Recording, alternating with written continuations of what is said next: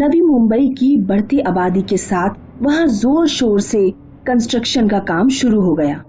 इन्हीं में से एक बिल्डिंग के कंस्ट्रक्शन में काम करती थी नंदिनी, जो एक इंजीनियर थी। ये नंदिनी का फर्स्ट प्रोजेक्ट था एज एन इंजीनियर, इसलिए वो बहुत एक्साइटेड थी। अब तक का काम तो बहुत अच्छा चल रहा है। उम्मीद है अगले 6 महीने में बिल्डिंग का बेसिक कंस्ट्रक्शन फिनिश हो जाएगा और फिर मेरे करियर में अच्छी प्रोग्रेस होगी। इंजीनियर साहिबा, करियर के चक्कर में ये मत भूल जाना कि आपका एक हस्बैंड भी है जो आपका घर में वेट कर रहा है। याद है, अभी निकलने ही वाली थी और आपका कॉल आ गया।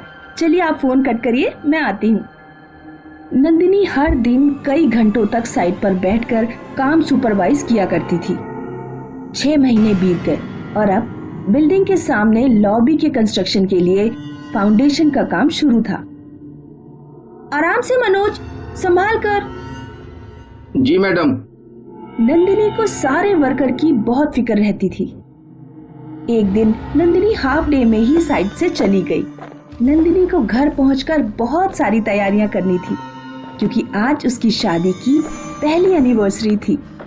नंदिनी ने अपना घर डेकोरेट किया और फिर अपने हस्बैंड के लिए उसकी फेवरेट डिशेस बनाने लग गई।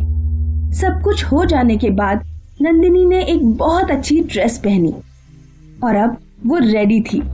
थोड़ी देर में विनोद घर आ गया। Surprise, happy anniversary. Wish you the same. मुझे लगा था तुम भूल गई थी।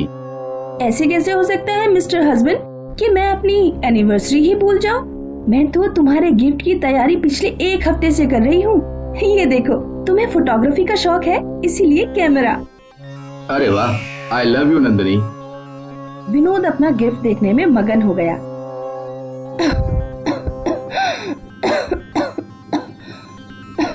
और मेरा गिफ्ट भूल गए क्या? विनोद ने नंदिनी को डायमंड नेकलेस गिफ्ट किया, जो देखकर नंदिनी बहुत खुश थी। वो लोग आपस में बात कर ही रहे थे कि अचानक नंदिनी का फोन बजा। 1 मिनट विनोद, साइड से फोन है। हेलो, हाँ मुकेश बोलो। क्या? कैसे? सुबह तक तो सब ठीक था। ठीक है, मैं आ रही हूँ। तुम अभी जाओगी? साइट पे एक प्रॉब्लम हो गई है, अर्जेंट जाना पड़ेगा। मैं 2 घंटे में आ जाऊंगी, तब तक तुम फ्रेश हो जाओ प्लीज। ठीक है, पर जल्दी आना। नंदिनी अपने घर से साइट के लिए निकली। वो कंस्ट्रक्शन साइट पर पहुंची और वहां के सुपरवाइजर ने नंदिनी को प्रॉब्लम बताई। पर टेरेस का काम तो 1 महीने पहले ही हुआ था। अचानक वहां के वॉल में क्रैक कैसे आ सकता है? यही नहीं समझ आ रहा है मैडम, आप चलकर खुद देख लीजिए। ठीक है, चलो देखते हैं। नंदिनी सुपरवाइजर के साथ ऊपर गई और वहां दीवार पर आई हुई क्रैक देखने लगी। मैडम, अगर इस वॉल पे और लोड आया तो पूरी बिल्डिंग की वॉल में क्रैक आ जाएगा, पर ये क्रैक क्यों आया ये पता नहीं चल रहा है। नंदिनी सुपरवाइजर की ओर मुड़ी और अचानक उसका पैर फिसला और उसका बैलेंस बिगड़ गया।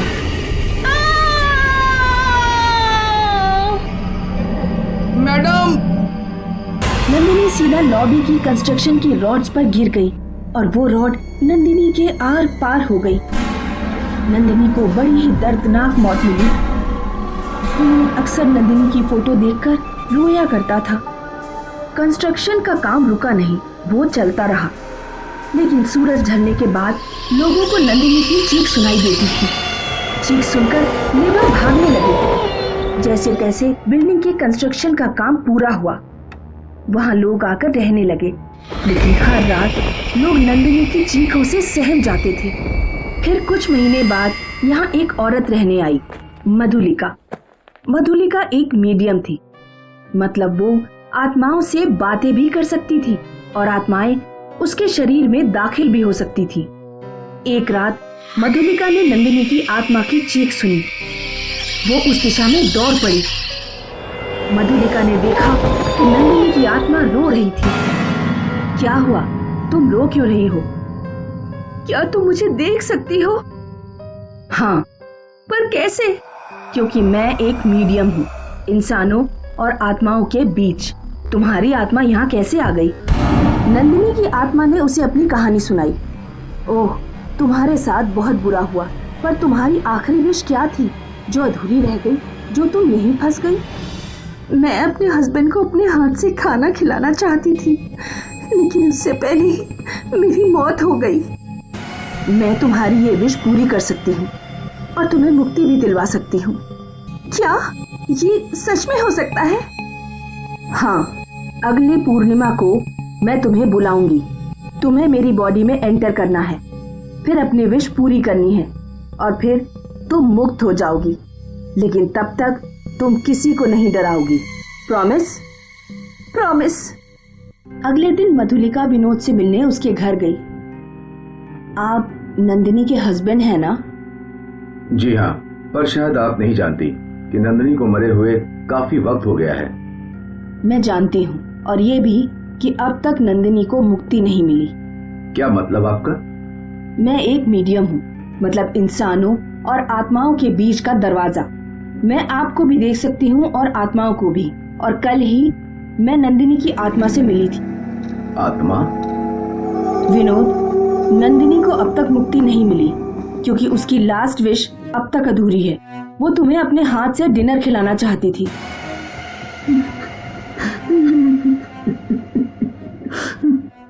जब तक उसकी लास्ट विश पूरी नहीं होगी, उसकी आत्मा भटकती ही रहेगी।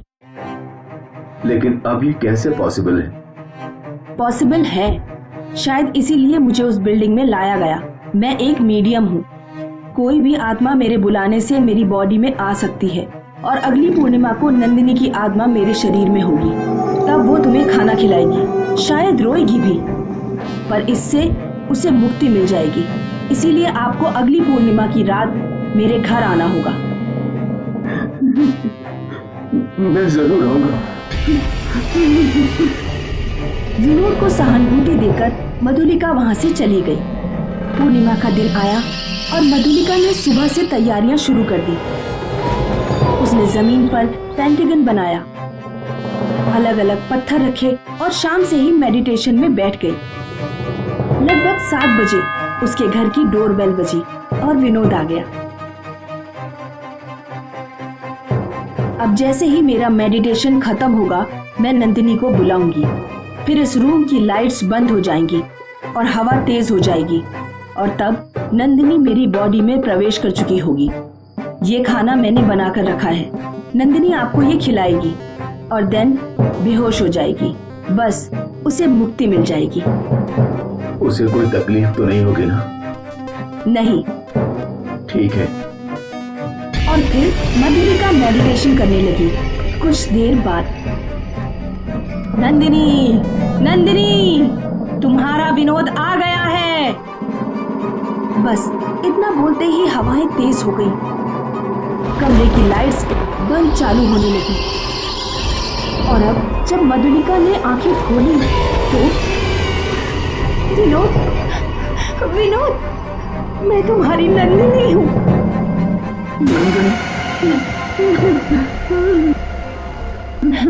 रो मत विनोद, वरना मैं भी अपने आप को संभाल नहीं पाऊंगी। बहुत देर तक दोनों एक दूसरे को देखकर रोते रहे। नंदिनी, तुम्हारी आखिरी विश। और विनोद ने नंदिनी के सामने प्लेट रख दी। नंदिनी ने रोते हुए एक रोटी का पीस तोड़ा और सब्जी में डुबोकर विनोद को खिला दिया। विनोद रोता हुआ खाना खा रहा था। नंदिनी उसे खिलाती गई और वो खाता गया। अब मेरे जाने का समय हो गया है। नंदिनी, नंदिनी, नंदिनी। और फिर नंदिनी बेहोश हो गई। विनोद कुछ देर तक रोता रहा और फिर उसने मधुलिका के चेहरे पर पानी मारा। आप ठीक हैं? जी हाँ, अब नंदिनी को मुक्ति मिल गई। अब उसकी चीख कभी किसी को सुनाई नहीं देगी। विनोद ने अपने आंसू पोंछे। Thank you. दिल्ली की एक आम सोसाइटी में रहता था व्यास परिवार, जिसमें थी मम्मी अनीता और उनकी बेटी प्रिया। अरे प्रिया, तुम अपना टिफिन भूल गई। मम्मी रहने दो, अब मुझे लेट हो रहा है। मेरे फ्रेंड्स मेरा वेट कर रहे हैं। मैं कैंटीन में कुछ खा लूंगी। ओहो, ये आजकल के बच्चे भी ना। तभी उनकी पड़ोसी बाहर आई। बिल्कुल सही मिसेस व्यास, मेरा बेटा भी बिल्कुल ऐसा ही है। देखिए ना, सुबह से उसके लिए टिफिन तैयार कर रही थी और वो टिफिन छोड़कर चली गई। मैं समझती हूँ आप पर क्या बीत रही है। आजकल के बच्चे होते ही ऐसे हैं। अनीता और सुशीला रोज अपने अपने घरों से बातें किया करती थी। साल बीत गए पर इनका रूटीन नहीं बदला। इनके घर इतने नजदीक थे कि इन्हें गप्पे मारने के लिए घर से बाहर भी नहीं निकलना पड़ता था। लेकिन एक रात इस सोसाइटी में एक चोर आया। उसने देखा कि सब घरों की कोई न कोई लाइट चालू है। लगता है ये सब लोग अभी तक जगे हुए हैं, मुझे बाद में आना चाहिए। लेकिन तभी उसकी नजर अनीता के घर पर पड़ी। ये घर में शायद कोई नहीं है, इससे अच्छा मौका नहीं मिलेगा। चोर पाइप के सहारे ऊपर चढ़ने लगा। ऊपर चढ़कर उसने एक तार की मदद से खिड़की की कुंडी खोल दी। लेकिन जैसे ही वो अंदर गया तो उसकी आंखें फटी की फटी रह गई। उसके सामने अनीता और प्रिया की लाश थी। चोर पसीना पसीना हो गया। उसे समझ नहीं आ रहा था कि वो क्या करे। चोर वापस पाइप के रास्ते उतरा और भागने लगा। वो सीधा पुलिस स्टेशन गया और वहां के इंस्पेक्टर को सब कुछ बता दिया। हो सकता है चोरी करते वक्त तुमने ही उन दोनों का खून किया हो और अब बचने के लिए हमारे पास आए हो। नहीं सर, ऐसा कुछ नहीं है। वो लाशें देखकर मैं डर गया और सीधा यहाँ आ गया। मैं चोर हूँ सर, हत्यारा नहीं। इसको गिरफ्तार कर लो हवलदार।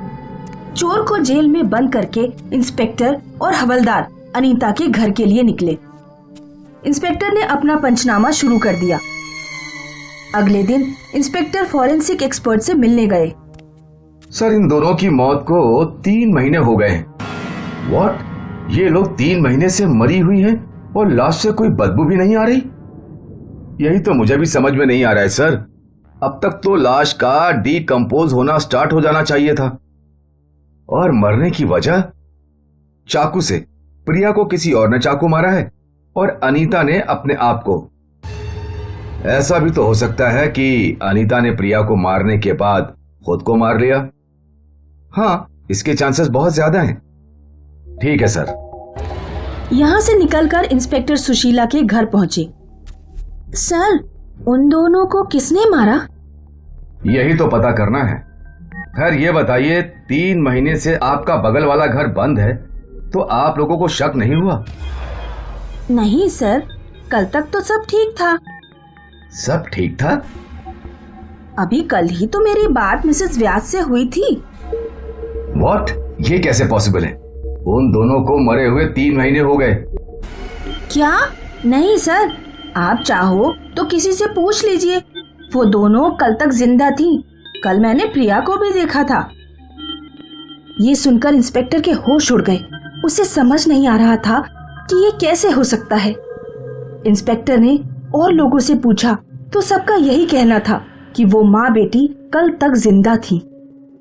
कुछ दिन बाद इंस्पेक्टर पुलिस स्टेशन में थे, तभी सुशीला वहां आई। सर, कुछ तो गड़बड़ है।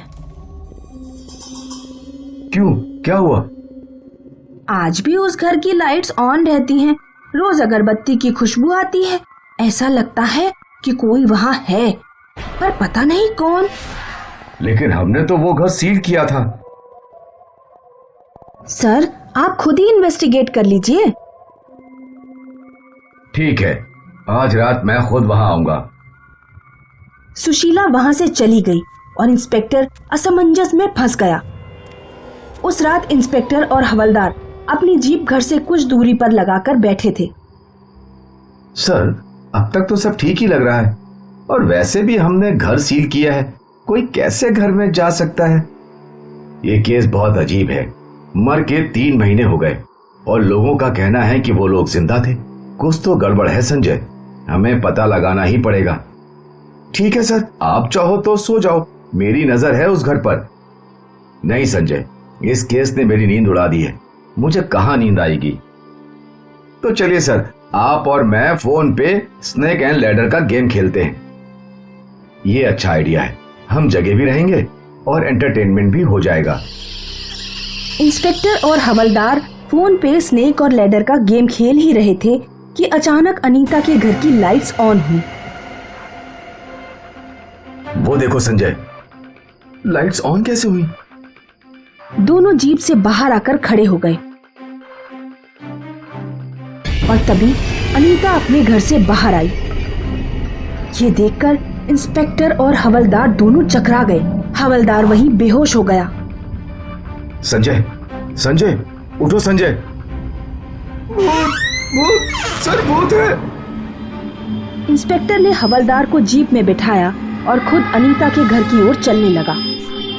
इंस्पेक्टर ने दरवाजे का ताला खोला और अंदर गया। अंदर जाते ही उसे जोर जोर से झगड़ने की आवाजें सुनाई दे रही थी। मैंने कहा ना प्रिया, वो लड़का तुम्हारे लिए ठीक नहीं है। माँ, मैं उसे प्यार करती हूँ और उससे ही शादी करूंगी। क्या इसी दिन के लिए तुम्हें पाल पोस के इतना बड़ा किया था? वो मुझे नहीं मालूम। उस लड़के की 3 शादियां हो चुकी हैं और 3 तलाक भी। अब तक उसे समझने वाली कोई मिली नहीं, इसीलिए। और माँ, हम दोनों एक दूसरे के लिए ही बने हैं।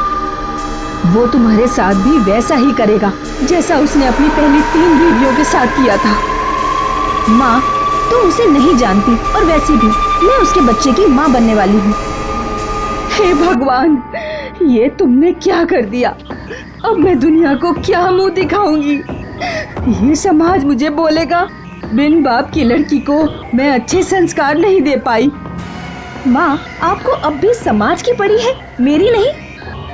मुझे तुम्हारी पड़ी है और तुम्हें इस समाज में ही रहना है। इसीलिए हम कल ही अबॉर्शन करवाएंगे। मैं अबॉर्शन नहीं करवाऊंगी। तुझे कराना पड़ेगा। नहीं करवाऊंगी।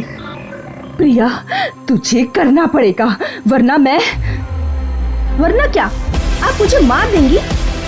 हाँ।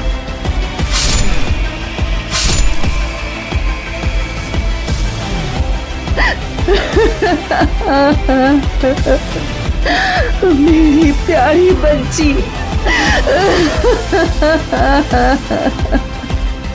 फिर अनीता ने खुद को भी चाकू मार लिया। ये सब इंस्पेक्टर ने अपनी आंखों से देखा और फिर इंस्पेक्टर बेहोश हो गया। अगली सुबह जब इंस्पेक्टर को होश आया तब उसे समझ नहीं आ रहा था कि उसके साथ क्या हुआ। उसे मर्डर कैसे और क्यों हुआ वो तो पता चल गया था, लेकिन वो फाइल में क्या लिखता कि अनीता और प्रिया के भूत ने उसे ये बताया। अब भी इस घर में अक्सर अनीता और प्रिया झगड़ती हैं। पड़ोसी डर के मारे रात में अपने घरों से बाहर नहीं निकलते और ये घर दिल्ली की हॉन्टेड जगहों में गिना जाता है।